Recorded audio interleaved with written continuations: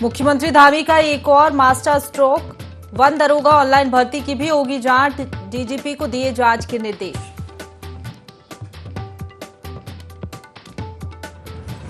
गणेश महोत्सव में देहरादून के क्लेमेंट टाउन पहुंचे सीएम धामी, कहा उत्सवों का देश है भारत, 50 लाख की दी आर्थिक सहायता।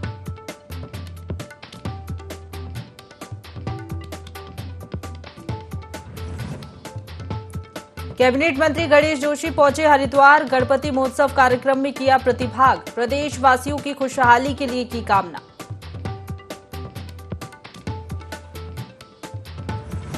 बीजेपी प्रदेश महामंत्री बनने पर काला ढूंगी पहुंचे राजेंद्र विष्ट का कार्यकर्ताओं ने किया स्वागत, राजेंद्र विष्ट ने जताया कार्यकर्ताओं का आभार, कहा सभी दायित्वों पर उतरूंगा पूरी तरह खरा।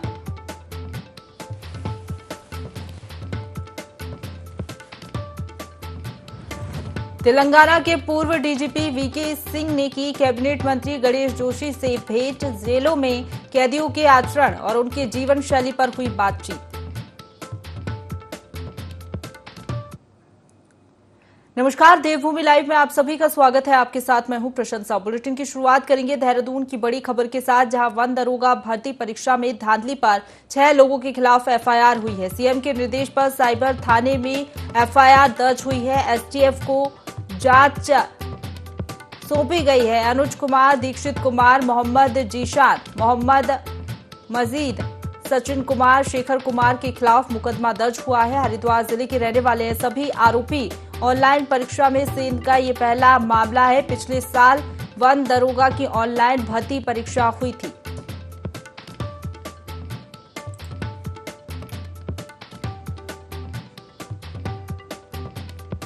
देहरादून से बड़ी खबर, वन दरोगा भर्ती परीक्षा में धांधली पर 6 लोगों के खिलाफ एफआईआर दर्ज हुई है।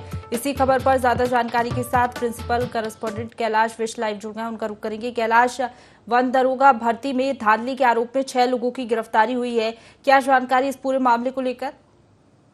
देखिए, ये बहुत बड़ा मामला है और मुख्यमंत्री धामी एक बार फिर से सख्त नजर आए। उन्होंने डीजीपी को अहम निर्देश दिए कि जो वन दरोगा ऑनलाइन भर्ती जो मामला था, इसमें तुरंत यहां पर कार्रवाई की जाए और जो आरोपी है उनको गिरफ्तारी की जाए। इससे पहले जिस तरीके से UK triple SC paper leak मामला यहां पर आया था, उसने कहीं ना कहीं लोगों की नींद यहाँ पर हराम कर दी थी। उसके बाद अगर विधानसभा भर्तियों की बात करें, उसमें भी यहाँ पर कहीं कहीं गड़बड़ झाला देखा गया था। और अब वन दरोगा जो ऑनलाइन जो भर्तियां हुई थी, उन तमाम चीजों की जांच अब मुख्यमंत्री ने साफ तौर पर कहा है कि इन तमाम चीजों की जांच यहां पर की जाए। और पहली बार ऐसा हुआ है कि ऑनलाइन भर्ती में भी घोटाले साफ तौर पर देखे गए हैं, जिसके चलते अब मुख्यमंत्री ने निर्देशित कर दिया है डीजीपी को, और डीजीपी ने इस जांच को भी एसटीएफ के सुपुर्द कर दिया है। जिसके चलते 6 जो आरोपी थे, 6 के 6 आरोपी हरिद्वार से बताए जा रहे हैं, जिन्होंने ऑनलाइन परीक्षा के दौरान पेपर में यहां पर नकल करवाई थी। और कई ऐसे सेंटर्स हैं जो प्राइवेट सेंटर्स जहां पे ये परीक्षा आयोजित की गई थी, उन तमाम लोगों को भी चिन्हित किया गया है, उन तमाम सेंटर्स को भी चिन्हित कर लिया गया है। और अब 6 लोगों के खिलाफ साइबर क्राइम के तहत ये मुकदमा दर्ज हुआ है। तो जाहिर तौर पर अब यहां पर भी कार्रवाई होगी और जो अन्य आरोपी होंगे, अन्य आरोपियों की भी धरपकड़ तेज होगी। बिल्कुल कैलाश, क्या कुछ खुलासे हो पाए पूछताछ में? कोई जानकारी मिल पाई इन आरोपियों से पूछताछ में? देखिए, अभी पूछताछ इनसे चल रही है और इनसे ये पूछा जा रहा है खास तौर पर कि कितने अभ्यर्थियों को इन लोगों ने पेपर में नकल करवाई थी और कितने अभ्यर्थियों से किस किस तरीके से यहाँ पर जो पैसा था वो लिया गया था, और कौन से वो ऐसे शिक्षक थे जिन्होंने नकल करवाई थी, और कौन से वो कर्मचारी थे जो इसमें इन्वॉल्व थे, और साथ ही जो सेंटर्स बनाए गए थे, प्राइवेट सेंटर्स, उन तमाम सेंटर्सों को भी के बारे में भी इनसे पूछताछ की जा रही है, ताकि एसटीएफ वहां तक पहुंच सके, तह तक पहुंच सके, और जो अन्य आरोपी इसमें होंगे उन अन्य आरोपियों को भी गिरफ्तार किया जा सके। बिल्कुल कैलाश, अब एक और मुद्दा यहाँ पर विपक्ष को मिल गया है, क्योंकि हमने हाल ही में देखा जो तमाम घोटालों की खबरें सामने आई हैं, चाहे वो UK triple SC paper leak मामला हो या फिर विधानसभा में जो भर्तियां हुई हैं, उस पर विपक्ष ने सवाल खड़े किए हैं। अब एक बार फिर यहाँ पर वन दरोगा भर्ती परीक्षा में जिस तरीके से गड़बड़ी हुई है, तो विपक्ष इस मुद्दे को पूरी तरीके से भुनाने की कोशिश करेगा और राज्य सरकार पर हमलावर होते हुए नजर आएगा। हाँ, बिल्कुल देखिए विपक्ष को एक बहुत ही अच्छा मुद्दा मिल चुका है और यहाँ पर जो विपक्षी दल हैं, विपक्षी दल इसी कोशिश में है कि इस वक्त अपनी आवाज को मुखर करें सरकार के खिलाफ, क्योंकि कहीं ना कहीं इस पूरे मामले में सरकार की किरकिरी जरूर हुई है। जिस तरीके से नाम सामने आ रहे हैं कई नेताओं के, चाहे वो कांग्रेस के नेता हो या बीजेपी के नेता हो, कई बड़े बड़े नेताओं के नाम यहाँ पर सामने आ रहे हैं जिनके अपने जो करीबी रिश्तेदार थे उनको नौकरियां मिली थी। यूपीएससी ट्रिपल पेपर जो लीक मामला था उसमें भी यहाँ पर कई ऐसे लोग हैं जिन लोगों के नाम अभी आने बाकी हैं और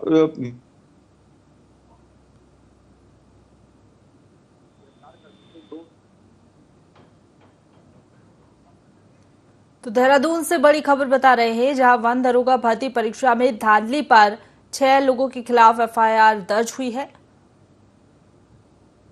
जी कैलाश, तो एक बड़ा मुद्दा यहाँ पर विपक्ष को मिल गया है सरकार को घेरने का। हाँ, जाहिर तौर पर देखिए जिस तरीके से अगर मैं विपक्ष की बात करूं तो विपक्ष लगातार आवाज उठा रहा है। और अगर मैं 2 दिन पहले की बात करूं तो जो कांग्रेस पार्टी थी, कांग्रेस पार्टी ने अपने अध्यक्ष के साथ मिलकर विधानसभा के गेट पर धरना दिया था और जो अन्य जो आरोपी है उन आरोपियों की गिरफ्तारी की मांग यहां पर की थी। साथ ही जो विधानसभा में जो भर्ती में जो गड़बड़ी हुई थी उस भर्ती की गड़बड़ियों को लेकर भी जांच की गई थी, जिसके बाद विधानसभा स्पीकर पहुंचती है विधानसभा और उन्होंने तुरंत इस पर कमेटी का गठन का ऐलान यहां पर किया और के भीतर ये रिपोर्ट आ जाएगी। लेकिन हाँ, इस वक्त विपक्ष को एक बहुत अच्छा मौका मिल चुका है, क्योंकि कहीं ना कहीं सरकार की किरकिरी इस पूरे मामले में हुई है। हालांकि मुख्यमंत्री की बात करें, मुख्यमंत्री भी गंभीर इस मामले को लेकर है और मुख्यमंत्री खुद कह चुके हैं कि अगर कोई भी नुमाइंदा इसमें पाया जाता है तो उसके खिलाफ दंडात्मक कार्रवाई की जाएगी, जिसके लिए सरकार कटिबद्ध है। जी चलिए, आप बने रहिए हमारे साथ कैलाश, आगे भी आपसे जानकारी लेंगे। तो देहरादून से एक और बड़ी खबर मिल रही है, जहां मौसम विभाग ने 48 घंटे का येलो अलर्ट जारी किया है। पहाड़ से लेकर मैदान तक तूफान और भारी बारिश की संभावना जताई गई है। ओलावृष्टि का भी पूर्वानुमान यहां पर जताया गया है। जिला प्रशासन देहरादून ने स्कूल, मदरसे, आंगनवाड़ी केंद्र बंद रखने के निर्देश भी जारी कर दिए हैं। तो उत्तरकाशी, पौड़ी, चमोली, नैनीताल जिलों में अलर्ट जारी किया गया है। बागेश्वर और पिथौरागढ़ जिले में भी अलर्ट मौसम विभाग के द्वारा जारी किया गया है।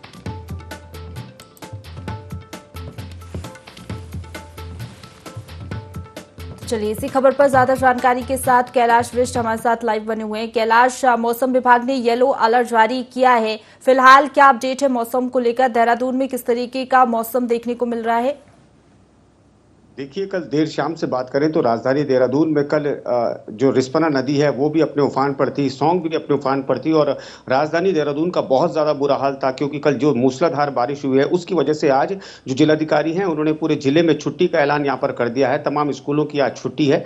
वहीं साथ ही अगर येलो अलर्ट की बात करें तो मौसम विभाग ने आज 6 से 7 जिलों के लिए येलो अलर्ट जारी किया है, जिसके चलते जो आपदा प्रबंधन की जो टीमें हैं वो मौके पर तैनात हैं और तमाम उपकरणों के साथ वो लोग हाजिर हैं। लेकिन हाँ, उसके अलावा अभी तक जानमाल का कोई नुकसान नहीं है, लेकिन कोशिशें यही हैं आपदा प्रबंधन टीमों की कि ऐसे इलाकों में वो सचेत रहे जहां पर जो नदियों के किनारे के इलाके हैं या फिर जो कस्बे हैं जो नालों के किनारे हैं। क्योंकि अभी कुछ रोज पहले हमने देहरादून में देखा था कि जिस तरीके से सरखेत जो देहरादून के मालदेवता क्षेत्र में पड़ता है, राजधानी देहरादून से 10 किलोमीटर है, वहां पर बादल फट गया था। उसके चलते कुछ लोगों की मौत हुई थी, कई मकान तबाह हो गए थे, जमीनें बह गई थी और साथ ही जो राजपुर का जो क्षेत्र है जहां पर एक झोपड़ी से 2 महिलाएं और एक बच्चा दब गया था, उसकी मौके पर उन तीनों की मौत हो गई थी। तो इस तरह की कोई घटनाएं ना हो, इसके लिए उन तमाम इलाकों को पहले ही चिन्हित कर लिया गया है और यहाँ पर जो भी टीमें हैं वो सारी टीम अलर्ट मोड पर है। बिल्कुल कैलाश, कितने दिनों के लिए येलो अलर्ट जारी किया गया है और अगर देखें तो सबसे ज्यादा तबाही कहाँ इस बार हमें देखने को मिली, वहां पर प्रशासन की क्या तैयारियां हैं आपदा प्रबंधन विभाग की? क्योंकि आप देखते हैं जब बारिश हद से ज्यादा हो जाती है तो निचले इलाकों में पानी भर जाता है, लोगों को काफी परेशानियों का सामना करना पड़ता है। देखिए, 48 घंटे के लिए इस येलो अलर्ट को जारी किया गया है और राजधानी देहरादून की मैं बात करूं, देहरादून में काफ़ी नुकसान देखने को मिला था, क्योंकि हज़ारों करोड़ों की ज़मीनें बह गई हैं, कईयों के मकान बह गए हैं, कई लोगों की मौत हो गई है। तो राजधानी देहरादून में अप्रत्याशित तौर पर ये नुकसान हुआ है जिसकी उम्मीद नहीं थी किसी को। लेकिन उसके अलावा अगर पहाड़ों की बात भी करें तो पहाड़ों में कई जगह भूस्खलन की खबरें आई हैं, कई जगह नुकसान की खबरें आई हैं। तो पूरे प्रदेश में इस वक्त बरसात में यही स्थिति देखने को मिल रही है, लेकिन जो राजस्व की टीमें हैं, राजस्व की टीमें अभी पूरा आकलन नहीं कर पाई हैं, और पूरा आकलन करने के बाद ही ये स्थिति साफ हो पाएगी कि राज्य में कुल कितना नुकसान बारिश से हुआ है। और जिस तरीके से बारिश होती है पहाड़ों में, तो जाहिर तौर पर जो मैदानी इलाके होते हैं, मैदानी इलाकों में जल स्तर बढ़ जाता है, जिसके चलते पहाड़ों के साथ साथ मैदानों में भी ये दिक्कतें पेश आती हैं, और कई फसलों को नुकसान अभी किसानों को देखने को मिल रहा है तराई क्षेत्रों में।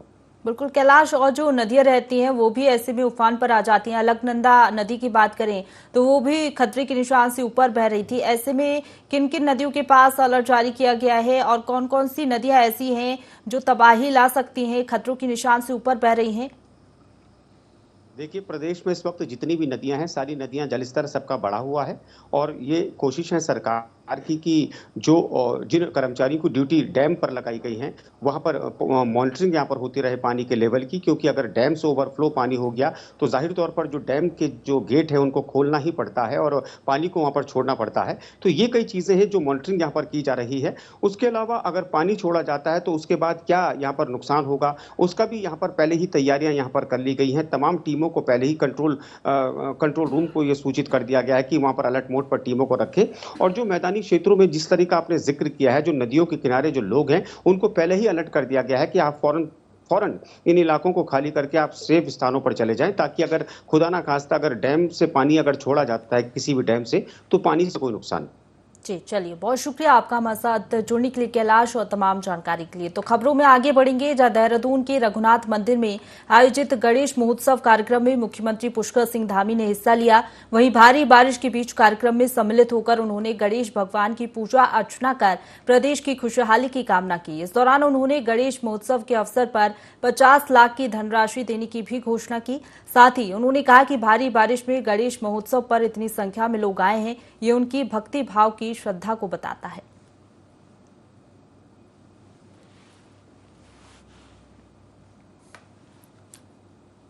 तो सीएम धामी रघुनाथ मंदिर पहुंचे। इस दौरान उन्होंने धनराशि देने की भी घोषणा की। 50 लाख रुपए की धनराशि सीएम ने देने की घोषणा की है। साथ ही उन्होंने कहा कि भारी बारिश में गणेश महोत्सव पर इतनी संख्या में लोग आए हैं, ये उनकी भक्ति भाव की श्रद्धा को बताता है। मुख्यमंत्री पुष्कर सिंह धामी ने पुलिस महानिदेशक को ऑनलाइन वन दरोगा भर्ती परीक्षा की जांच के निर्देश दिए थे, जिस पर डीजीपी ने जांच रिपोर्ट एसटीएफ को सौंप दी है। वहीं एसटीएफ ने वन दरोगा की परीक्षा में धांधली पाए जाने पर केस दर्ज कर लिया है। मुख्यमंत्री धामी लगातार जीरो टॉलरेंस ऑन करप्शन की नीति की बात कहते हैं और दोहराते हुए भी इसको नजर आते हैं। सीएम धामी ने भर्ती प्रक्रिया में भी गड़बड़ी पाए जाने पर मामले में कठोर कार्रवाई की बात कही थी। इस पर अब काम होता दिख रहा है।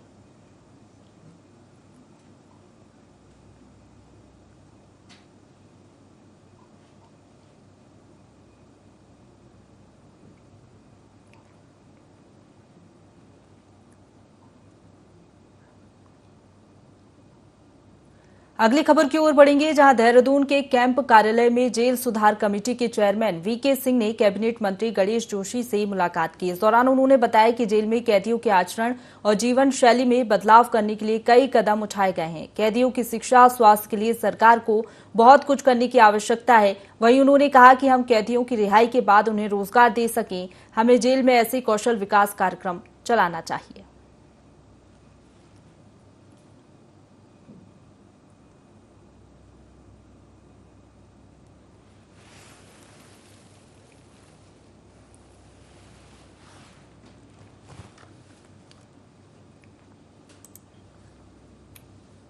तो देहरादून के कैंप कार्यालय में जेल सुधार कमेटी के चेयरमैन वीके सिंह ने कैबिनेट मंत्री गणेश जोशी से मुलाकात की। इस दौरान उन्होंने बताया कि जेल में कैदियों के आचरण और जीवन शैली में बदलाव करने के लिए कई कदम उठाए गए हैं।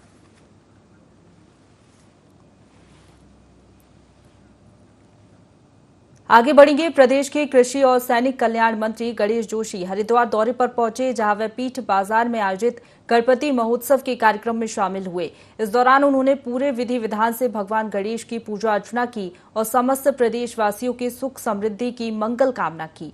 हरिद्वार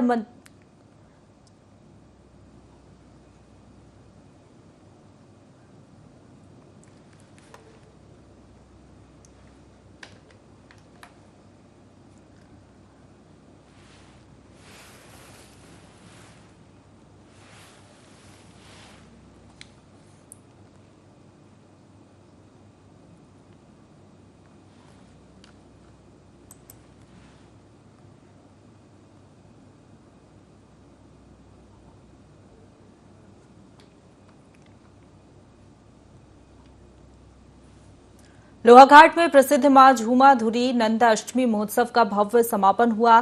पाटन पाटनी और रायकोट महर गांव के मंदिरों में विशेष पूजा अर्चना की गई। मां भगवती और महाकाली की डोला रथ यात्राएं निकाली गईं, जिसमें हजारों श्रद्धालुओं ने हिस्सा लिया। नंदा अष्टमी पर लगे मेले से लोगों ने खूब खरीदारी। बारिश में भी श्रद्धालुओं के उत्साह को देखते ही बना बड़ी संख्या में श्रद्धालु यहां पर पहुंचे।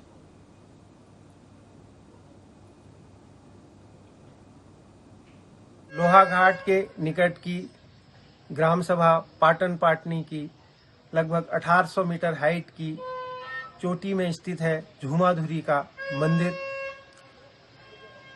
इस मंदिर में नंदाष्टमी के दिन मेला होता है, लेकिन जहां तक वर्तमान मंदिर और पुराने मंदिर की बात है, पुराना मंदिर उसी पहाड़ी के थोड़ा पीछे स्थित था, जिसे आज से लगभग 100-150 साल पहले इधर लाया गया है, ऐसा हमारे पूर्वज बताते हैं।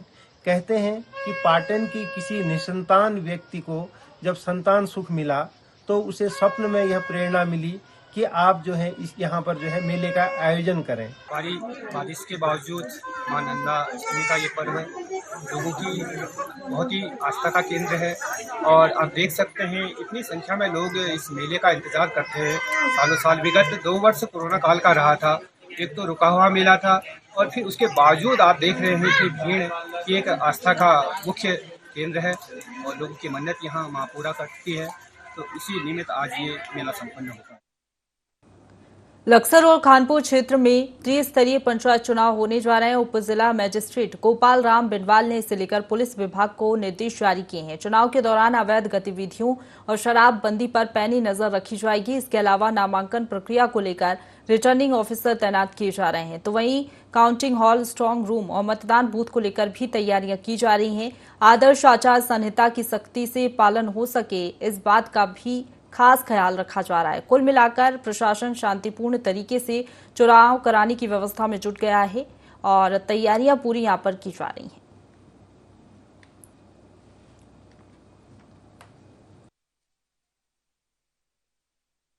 मुख्य बात है वो लॉ एंड ऑर्डर की है।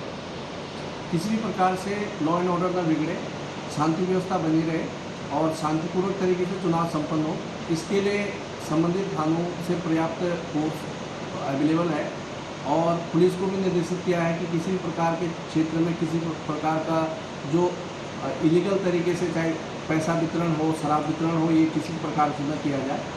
और बाकी नामांकन से संबंधित जो प्रक्रियाएँ हैं उसके लिए जो रिटर्निंग ऑफिसर हैं, सहायक रिटर्निंग ऑफिसर हैं, उन्हें पूरी तैयारियाँ करनी है और 6 तारीख से नामांकन की प्रक्रियाएँ शुरू होंगी और जो भी इलेक्शन से संबंधित तैयारियां हैं लगभग पूरी हैं। आचार संहिता में जो आदर्श आचार संहिता है उसका अनुपालन कराया जाएगा। उसमें सार्वजनिक संपत्तियों में किसी भी प्रकार का कोई बैनर, पोस्टर इत्यादि जो लगे वो नहीं लगने चाहिए और उसको हटाने की कार्रवाई इसके लिए टीम बनी है, वो करेगी।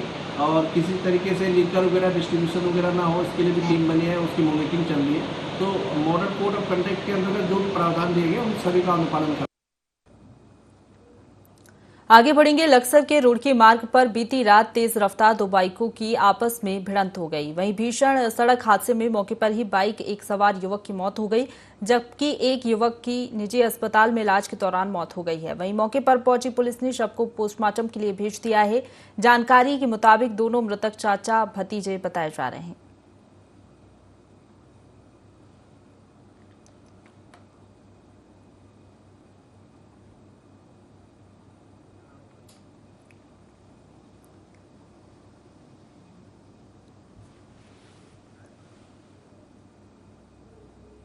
आगे बढ़ेंगे। पिरान कलियर के इमली खेड़ा गांव वासियों की जमीनों पर भूमाफियाओं ने कब्जा कर रखा है, जिसकी शिकायत ग्रामवासी काफी समय से शासन प्रशासन से कई बार कर चुके हैं, लेकिन कोई भी अधिकारी ध्यान नहीं दे रहा है। जमीन वापस दिलाए जाने की जानकारी गांववासियों ने भारतीय किसान यूनियन के प्रदेश अध्यक्ष पदम सिंह रोट को दी। उन्होंने समस्या सुनकर तहसीलदार रुड़की को अवगत कराया। प्रदेश अध्यक्ष रूट ने कहा कि भूमाफियाओं के खिलाफ जल्द ही कोई कार्रवाई नहीं की गई तो आंदोलन पर मजबूर होना पड़ेगा। नाम के आदमी ने जो है यहाँ हवाई चक लगाकर हमें तंग परेशान कर दिए और हमारे पुख्ता मकान के सामने ये दीवार बनानी चाहता है और दीवार बनाकर हमारा रास्ता बंद करना चाहता है। हमारे पास यहाँ को कोई आने जाने का रास्ता भी नहीं है। अगर कोई साहस करता है तो ये उच्च अधिकारी द्वारा हमें प्रताड़ित करता है। इसके अत्याचार से हम लोग बहुत दुखी परेशान हैं। कोई सुनने को तैयार नहीं। डीएम साहब के दरख्वास्त दी, एसओसी साहब को भी कहा और कोई भी सुनने को हमारी मदद नहीं करती। हमारा रास्ता बंद हो जाएगा तो हम कहाँ जाएं? भूमि माफिया लोग है ना, ये जमीन पर कब्जा करना चाह रहे हैं। यहाँ पर ये बंजर जमीन पड़ी है कुछ, और उधर फिर जो घर बने हैं वो बनावे के है। ये जुल्फकार नाम का व्यक्ति जो इस पे कब्जा करना चाह रहा है, इसी के लिए में धरना हुई हुई है। और यहाँ पर किसान के नेताजी भी आए हुए हैं और ग्राम समाज के सभी लोग आए हुए हैं। साहब को भी लिखा है, तहसीलदार को भी लिखा है और मुख्यमंत्री पर भी मैंने शिकायत दर्ज करा रखी है। जो यहाँ के ग्रामवासियों की जमीन थी वह एक ग्रामवासियों को ना मिलकर वह एक भूमाफिया को कब्जाने की कोशिश कर रहे। वह नदी वदी में से अपना चक उठा कर लाम और यहाँ से रोड पर लगवा लेते हैं। वह अधिकारियों को ला रहे इनकी साठ गांठ। इस संबंध में लोगों ने हमें बुलवा कर बताया कि भाई इसका हमारा निराकरण कराओ। अगर ये अधिकारी ऐसा ही करते रहे तो हम इसका निश्चितकालीन धरना डिप्टी के यहाँ रखेंगे, तालाबंदी करेंगे रुड़की में। अगर ये ऐसे नहीं चलने का भाई कोई नदी में तो उठाओगा, यहाँ से जो ग्राम समाज की कीमती जमीन पड़ी करोड़ों की न कब्जाएंगे। अगर इस पर यह जमीन पर अगर ये यहाँ से नहीं हटाते इनका चक, वहीं जहाँ से ये चक आया वहीं जा, अगर ऐसा नहीं करते तो हम इस पर बड़ा आंदोलन करने को बाध्य होंगे। मंगलौर की झबरेड़ा पुलिस ने शराब तस्करी के खिलाफ बड़ी कार्रवाई करते हुए 240 पेटी शराब पकड़ी है। साथ ही 2 आरोपियों को गिरफ्तार किया है। पकड़ी गई शराब की कीमत करीब 14 लाख रुपए बताई जा रही है। ये शराब सहारनपुर से हरिद्वार में होने वाले पंचायत चुनाव में बांटने के लिए ट्रक से स्कैब के पीछे छिपाकर ले जाई जा रही थी। फिलहाल पुलिस आरोपियों के साथियों की तलाश में जुट गई है। झबरेड़ा पुलिस द्वारा आगामी हमारे यहाँ पंचायत चुनाव के दृष्टिगत चेकिंग की जा रही थी। इस चेकिंग में मानकपुर तिराहे के पास एक आयशर ट्रक को रोका गया तो उस ट्रक में 240 पेटी चंडीगढ़ मार्का अंग्रेजी शराब बरामद हुई। इसमें इनका जो ड्राइवर है मौके से पुलिस द्वारा गिरफ्तार किया गया है। इसकी जो अनुमानित कीमत है वो 14 लाख रुपए है। इनसे काफ़ी विस्तृत पूछताछ की गई है। उस पूछताछ में किसी एक व्यक्ति द्वारा इनको लाने के लिए संपर्क किया गया था। चंडीगढ़ से लोग शराब भर के मानकपुर होते हुए हरिद्वार जनपद में आ रहे थे। हल्द्वानी के एमबी इंटर कॉलेज मैदान में नशे के खिलाफ कार्यक्रम आयोजित किया गया, जिसमें केंद्रीय रक्षा राज्य मंत्री अजय भट्ट शामिल हुए और युवाओं को नशे से दूर रहने की समझाइश दी। कार्यक्रम की शुरुआत में मंत्री अजय भट्ट ने स्वदेशी विमान INS विक्रांत की उपलब्धि जनता के सामने रखी। वहीं इस दौरान मंत्री जी नशे के दुष्परिणाम बताते हुए घरेलू नुस्खे भी बताने लगे, जिसके बाद उन्हें काफी ट्रोल किया जा रहा है। तो शंकर कोरंगा जी ने युवा शक्ति को ताकत देने वाला शंकर कोरंगा का ये प्रोग्राम सारा प्रोग्राम था। इसमें हमारा बच्चों को नशे से दूर भगाने के लिए, नशे से दूर करने के लिए यह प्रोग्राम है। और उसमें हम लोग आर्मी से जिन लोगों ने पूरी सर्विस, पूरी जिंदगी बॉर्डरों में निकाल दी, बॉर्डरों में हम लोगों ने जिस प्रकार से काम किया, वही हमारा संकल्प यहाँ पर यह है कि हम युवाओं के साथ और महिलाओं के साथ और बुजुर्गों के साथ में कंधा मिलाकर हम चलेंगे और इस नशे को दूर करेंगे। ये एक कटु सत्य है कि नशे का कारोबार इस क्षेत्र में बहुत पनप रहा है। 4 किलो अभी तक स्मैक यहाँ पकड़ी गई है इस क्षेत्र में और उसकी कीमत 1 किलो की कीमत तो 1 करोड़ होती है। तो इस तरह से स्मैक है, हशीश है और भी कई चीज़ें हैं, भांग है, गांजा है। ये चीज़ों ने हमारे युवकों को खोखला कर दिया है। इसलिए आज जो ये कार्यक्रम लिया गया है ये बहुत ही अद्भुत है शंकर कोरंगा जी द्वारा और राजनीतिक है। इसमें राजनीति का सवाल नहीं। हर दलों के लोगों का ये कर्तव्य है कि समाज की बुराई को उखाड़ने के लिए एक होकर आगे आएं। इसी के साथ बुलेटिन में फिलहाल इतना ही। खबरों का सिलसिला लगातार जारी है, आप बने रहिए हमारे साथ।